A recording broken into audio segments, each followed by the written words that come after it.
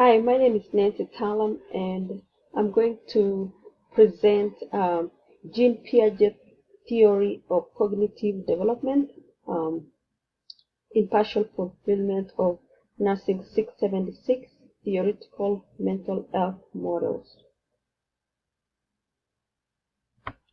Um, I chose this theory because I have three children aged 22 months, 7 years, and 9 years, and I think this theory fits me, as a nurse, to be able to know how little ones develop mentally and how their cognitive development changes as they grow.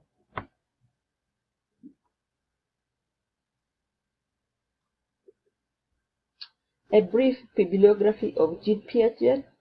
He was born in Switzerland in 1896, died in 1980.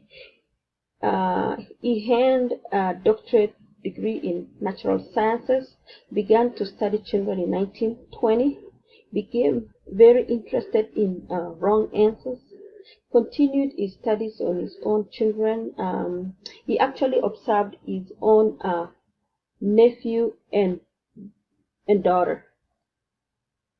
That's a picture of Jean Piaget, very handsome guy.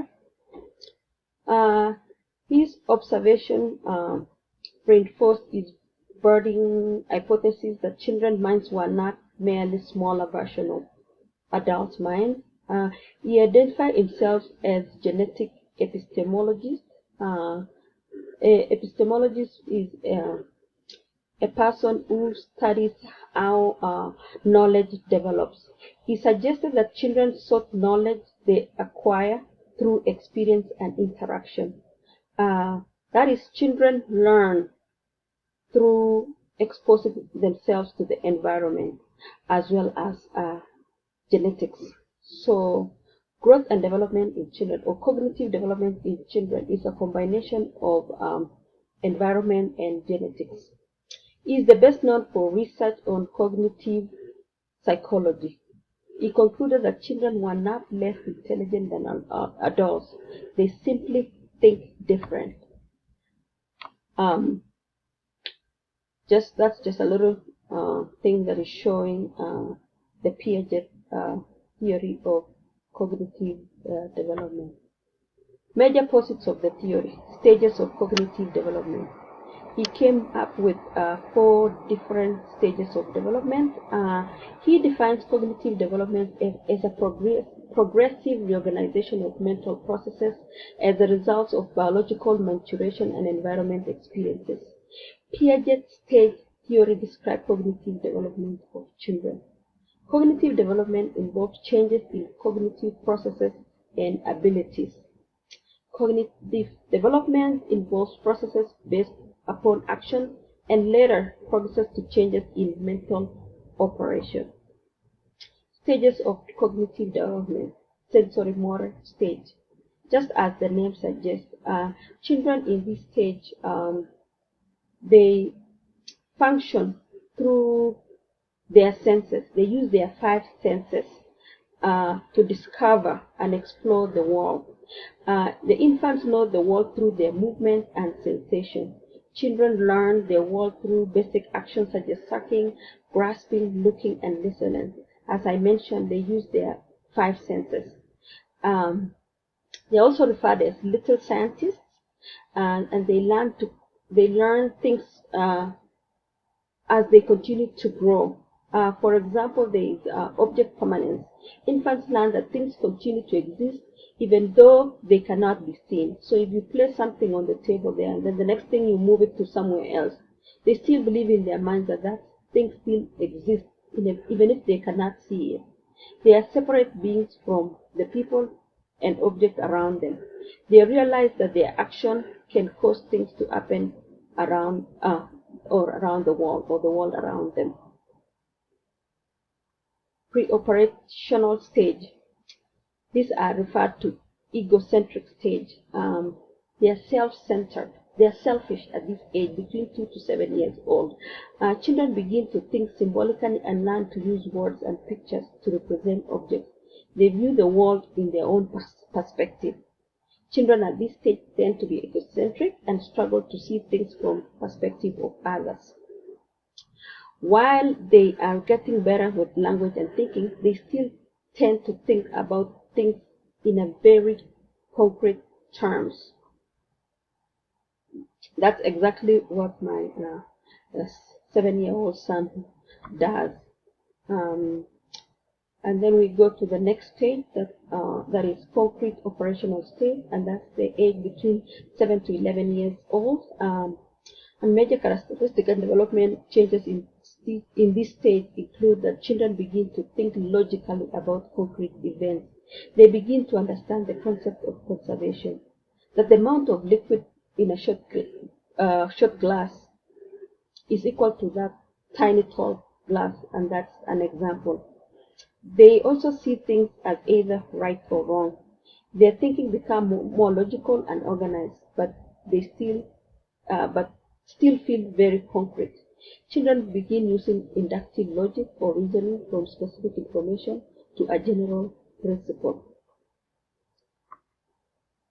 That's just a summary of the stages. And then we go to the last stage, which is formal operational stage. This is the stage between, not between, but it's 12 years and above, from to the adults. And at this point, their development is becoming more sophisticated. It's more advanced. They have developed abstract thoughts. Kids use logic to come up with creative solutions to problems.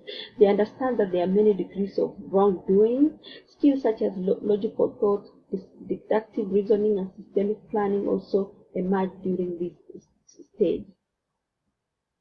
Concept of this theory: a schema, also called mental folders. It describes both mental and physical action involved in understanding and knowing. Schemas are categories of knowledge that help us interpret and understand the world. This is like, let's say, a child develops a new knowledge, and as they grow, they add up the knowledge that is already existing. And that's what we call the schema or mental folders.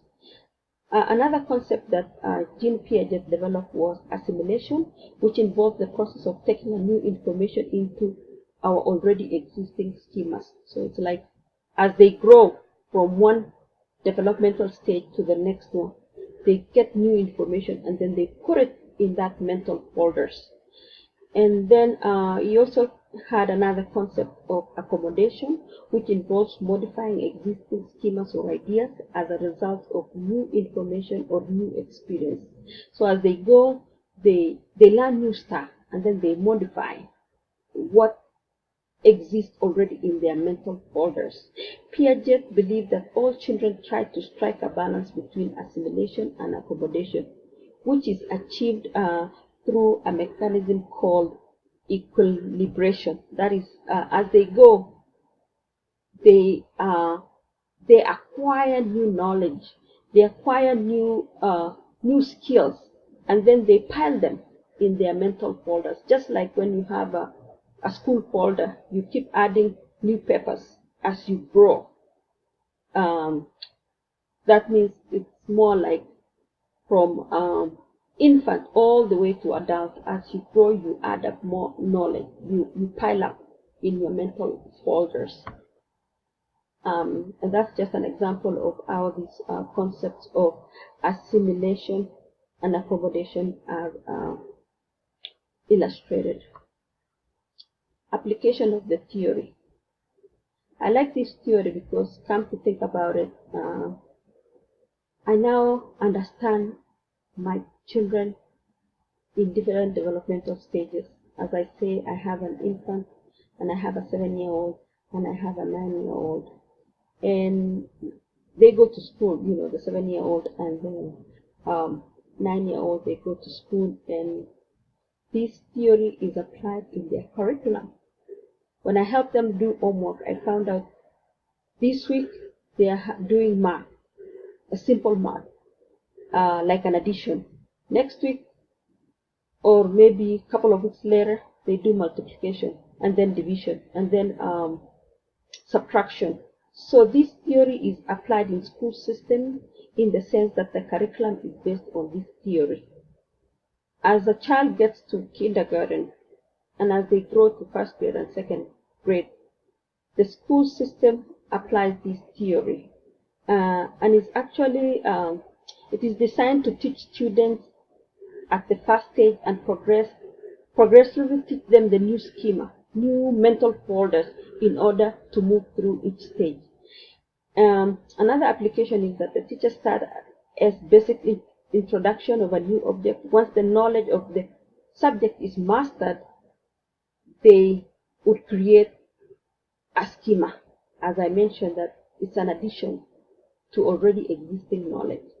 It also assists healthcare professionals to better understand behaviors at each developmental stage. As healthcare providers, we will encounter patients across the lifespan, and this helps us understand, their developmental stages, and it helps us to better take care of them.